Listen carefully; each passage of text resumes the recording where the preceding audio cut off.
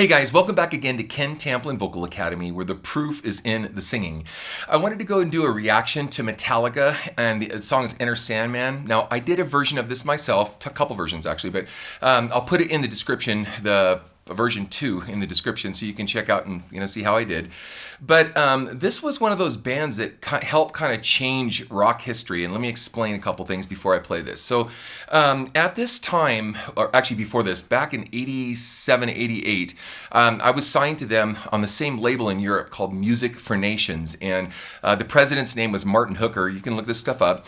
And, they were just kind of another band trying to make it at the time. They were doing really well, and, Motorhead, all these bands, well, Motorhead had a previous history big time, but anyway, but there was that sound where we were looking at melodic rock, and we were looking at Cinderella and Bon Jovi and Van Halen and Aerosmith and, whatever.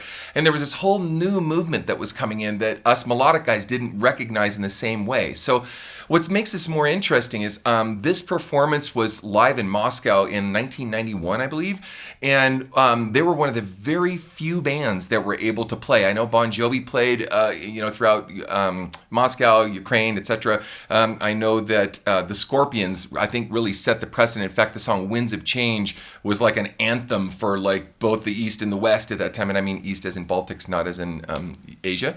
And also, getting back to the Bon Jovi part, Bon Jovi played there, but they couldn't make the numbers work. It's really funny. So what they did was they couldn't pay in rubles, whatever it's called, and so they paid him in lumber, and he was able to take the lumber and sell it, to pay for the tour. Excuse me. So anyway, I got a little bit of a in my throat, so bear with me. But what's really, really cool about this is these guys really opened the door for this East meets West kind of thing. Now, I have a student, you guys know her name's Gabriela Gunčíková, and her dad, it was a soldier in the Czech Republic. It was at the time called Czechoslovakia. And they split up between Slovakia and the Czech Republic and became two separate entities. They hadn't seen this kind of music throughout the 80s and really basically early 90s until this happened. And that music wasn't really introduced to them, I think, till the late 90s, even early 2000s. So it was kind of like reliving an era all over again for a whole new generation that hadn't heard this music. So I find that fascinating because Gabriella came to me and she was like 17 or whatever, and she said, I said, what are your favorite bands? And she says, Iron Maiden, Judas Priest, Led Zeppelin, Metallica, all these bands. I'm like, what? Like, how did that happen to this beautiful girl in the Czech Republic who's 17? And she said, well, my dad was, as a soldier, was recently introduced to that music, fell in love with it, and we take these really long drives to the ocean, I want to say like 4 hours or something, and he would play this music for his kids on the way there. And so she just absorbed this stuff like a sponge, and then came out just going, I want to do Metallica, I want to do Iron Maiden, or whatever. So there's a big backstory to that. So this is a very special moment and a time where we all got along. It's not like what's going on today. So I wanted to preface all this so that you guys could get a feel for what's really going on here. Okay, here we go. You see the flags? American flag, Russian flag, British flag, solidarity. Look at the soldiers. And they're ready to rock.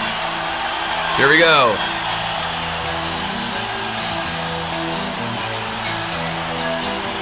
I want to be at that concert.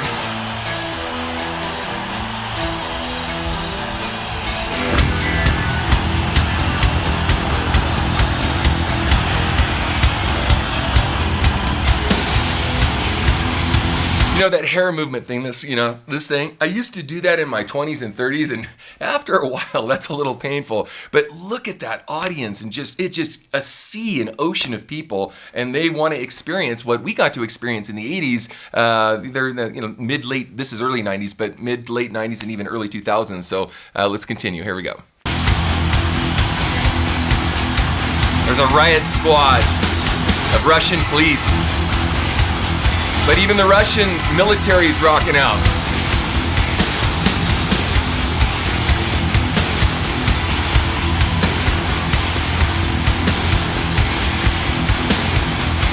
The energy is amazing.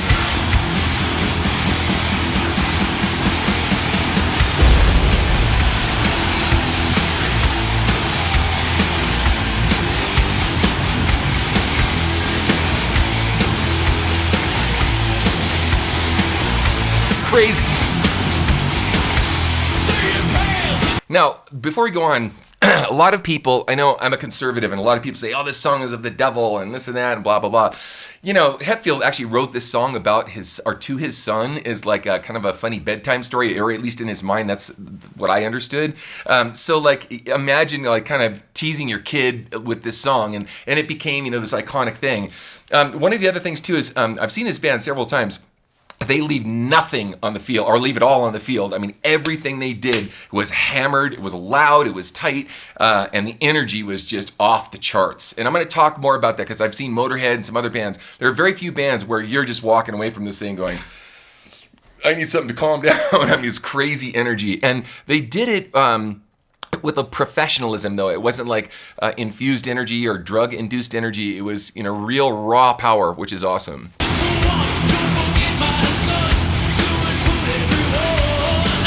Nice and simple, don't forget my son. Tuck you in.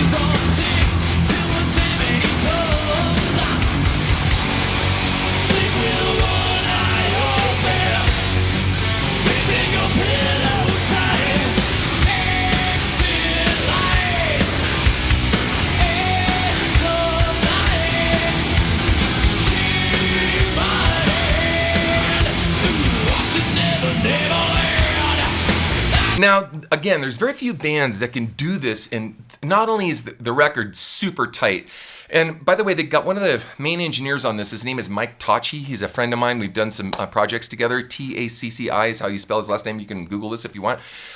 He actually worked on this record, on the Black Album, a couple things, but on this one specifically.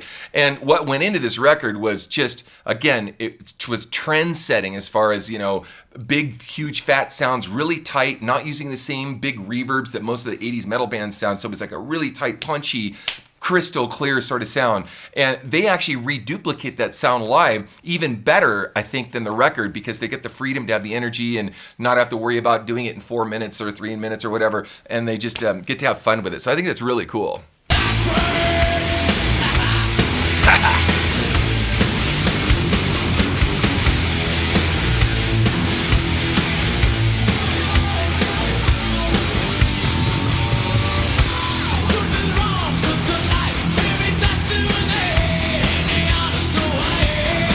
Spot on vocals, man. Good job.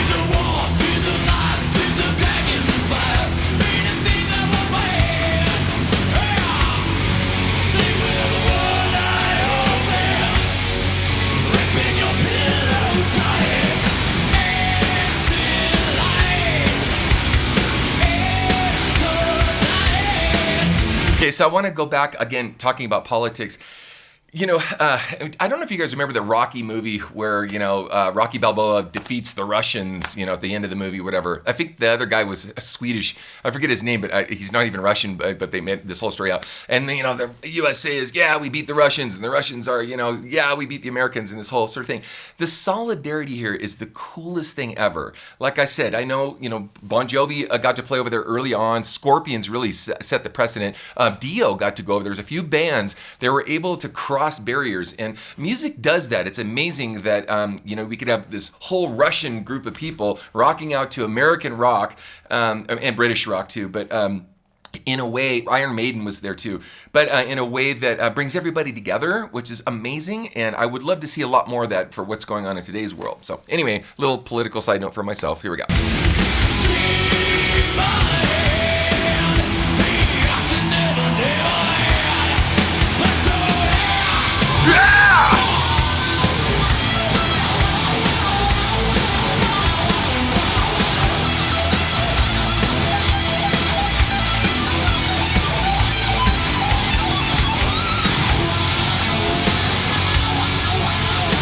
Killer energy, man. That's why you go to a live concert instead of just listening to the record, because you want to get the whole band's personality.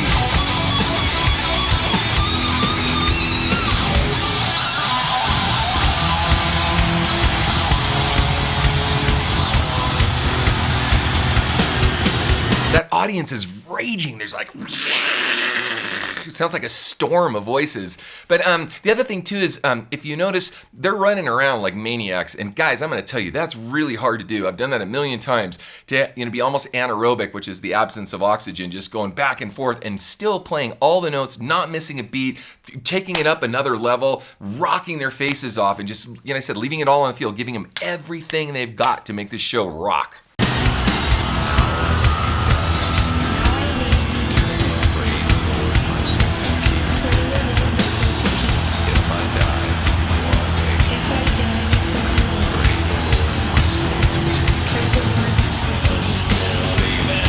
See those military helicopters flying overhead?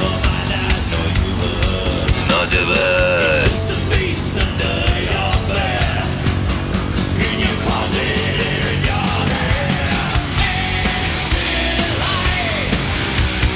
And tonight,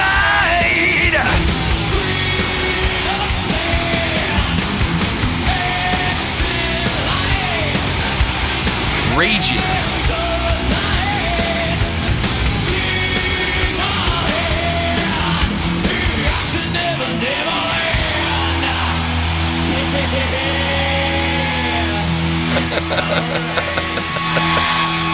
That's awesome.